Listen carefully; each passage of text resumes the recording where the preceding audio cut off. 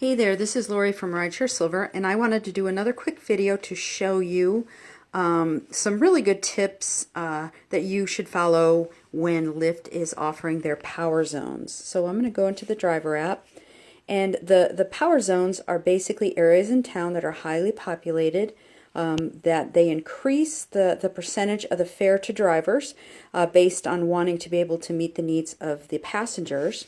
So they're hoping that a lot of drivers will go in these areas because they're pretty busy and be available to their riders. So you're thinking, wow, okay, I'm going to make 10% extra on my fare if I go down in that area and wait for a ride. But I wanted to show you this. So I'm going to go into the Lyft Passenger app. And the Lyft Passenger app, of course, shows you where all the cars are in case you order. And as you can see, this is the same power zone. They hide that it's a power zone for the passengers, but as you can see, the areas that are the power zones, the current power zones in town, are rife with drivers. There's drivers everywhere. They're doing the same thing. They're thinking, wow, I'm going to go down there and I'm going to get some extra money, and I'm going to get that extra 10%. But the chances are, with this many drivers, the demand is not going to be high enough that you're going to be able to get any significant rides or any significant amount of rides. So my suggestion is, and this is one of the reasons why I have a second phone in my car. I have one car that has the driver app going, and then I can go onto the passenger app on my second one, and I can see where all the cars are and find spots where there are fewer drivers.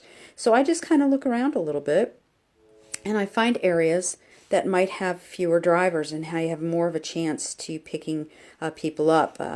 You know your own town, so you know where there's people that may not be in the downtown area but want to go to the downtown area. So I just look around and I just find spots that are less populated by drivers, and it gives me a much better chance to be able to get a fare, because that 10% that they're offering, chances are you're just going to be super frustrated by the end of the day.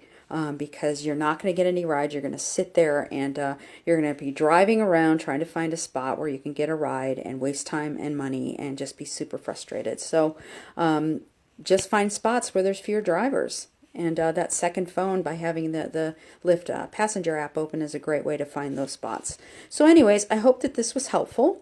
If it was, please subscribe to my channel. I'm going to be adding more and more tips as I go along. I've been a driver for over, almost 2 years, and I've learned a few tricks along the way. So hopefully this was helpful, and hope to see you on the road.